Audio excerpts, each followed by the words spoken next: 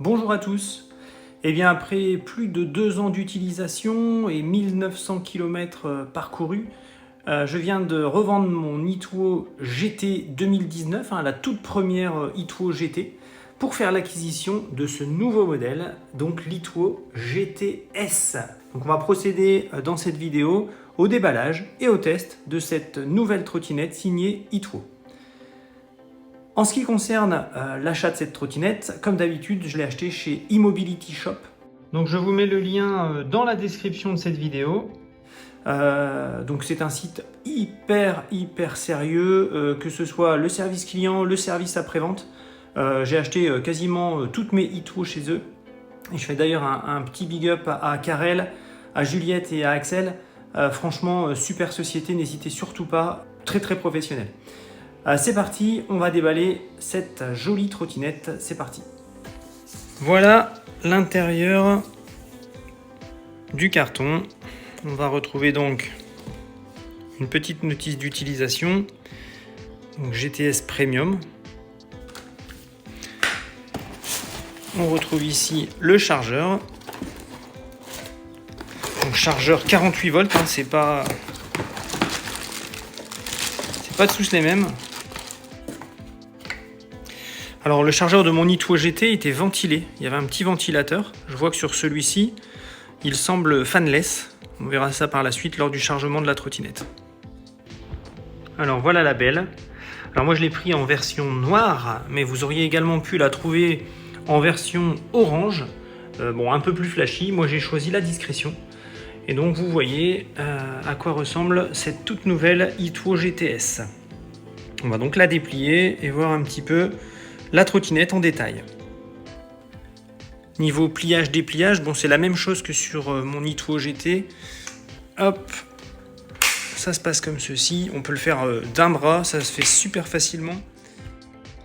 Alors on voit ici, sur le côté droit du contrôleur, un petit levier qui a été ajouté et bien pensé, qui nous permet, en le pivotant, de cette manière, de venir bloquer l'ouverture de la trottinette.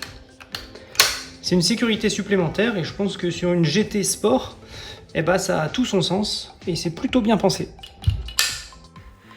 Donc contrairement à ma GT 2019, la GTS, comme la GT à partir du modèle 2020 il me semble, elle est équipée d'un frein tambour. Donc on voit ici le tambour qui est situé sur la roue arrière.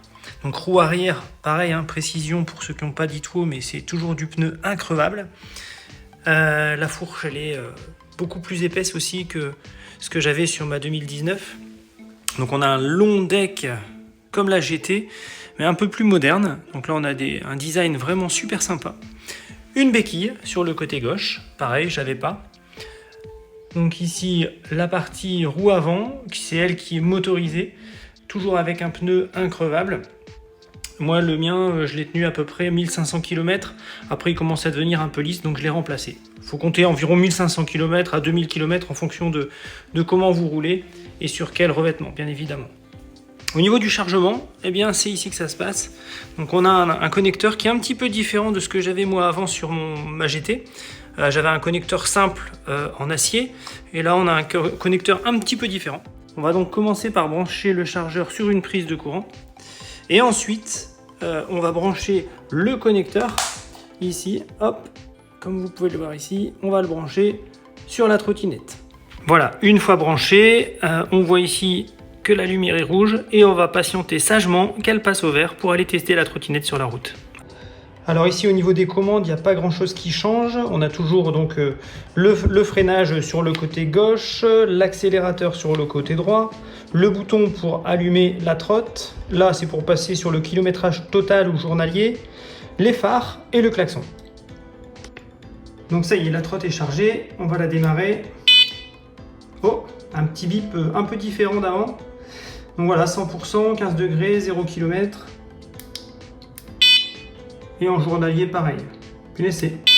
C'est plutôt pas très discret par contre. Mais bon, on va s'y faire. Bon, en route, c'est parti. Allez, c'est parti.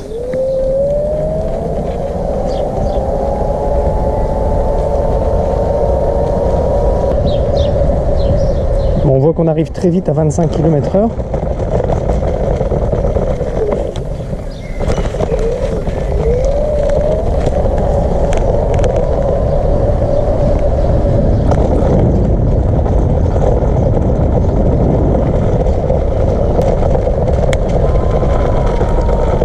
Alors pour le coup, le freinage Kers, il est vraiment beaucoup plus doux.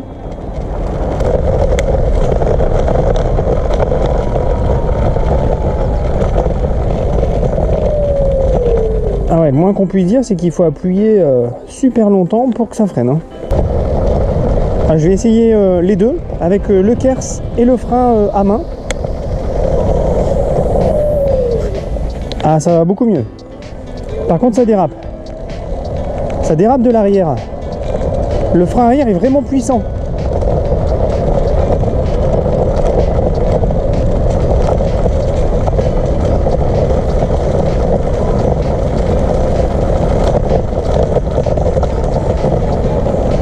Alors, je vais laisser passer la voiture.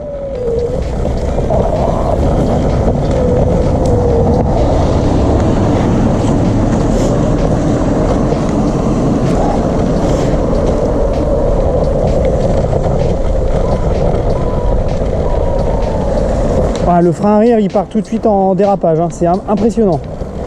Ou alors il faut que ça se rôde un peu, je sais pas, mais ça dérape direct. Ah ouais, ça freine. Hein. Va falloir que je m'habitue. Ça c'est un gros changement.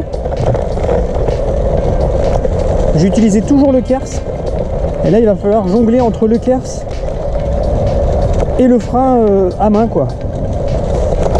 Mais je le trouve un peu puissant quand même. Je sais pas si on peut régler la puissance du frein arrière parce que là ça part direct en dérapage, hein, limite. Bon là j'arrive dans une grosse côte. On s'en rend peut-être pas compte sur la vidéo mais ça grimpe bien. Et bah la trotte, hein, pas de surprise, elle reste à 25 constant, aucune difficulté pour monter.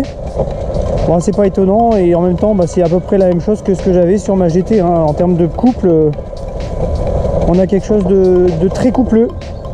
Ça bronche pas du tout. Hein. Là, j'ai vraiment une belle cote. Et la trotte, bah on le voit, elle reste à 25.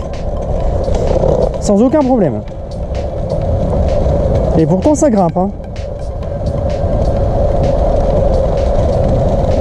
Alors, un petit détail. La température. 37 degrés. Non, il fait pas 37. Là, il fait plutôt 15-16 degrés que 37. On est reparti. Bon là, ça descend. Hein.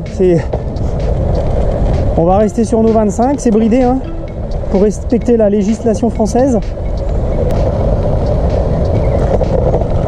La suspension, elle me semble aussi un petit peu plus ferme que sur ma GT 2019.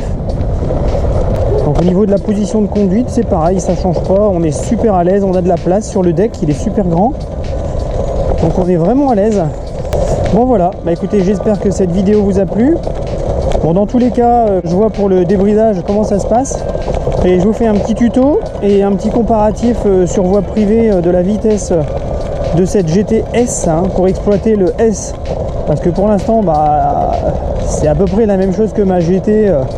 Avec en plus le freinage frein tambour et cette différence de freinage justement, je pense que c'est le point le plus différenciant, c'est le Kers beaucoup plus léger et un frein arrière beaucoup plus puissant, peut-être pour appréhender un peu plus les situations d'urgence, je sais pas. Bon en tout cas c'est une habitude à prendre. Je vous laisse me mettre vos commentaires et surtout aussi n'hésitez pas à mettre un j'aime, c'est toujours plaisant. Merci beaucoup et à très bientôt pour des nouvelles vidéos et surtout pour la vidéo de débridage. Salut!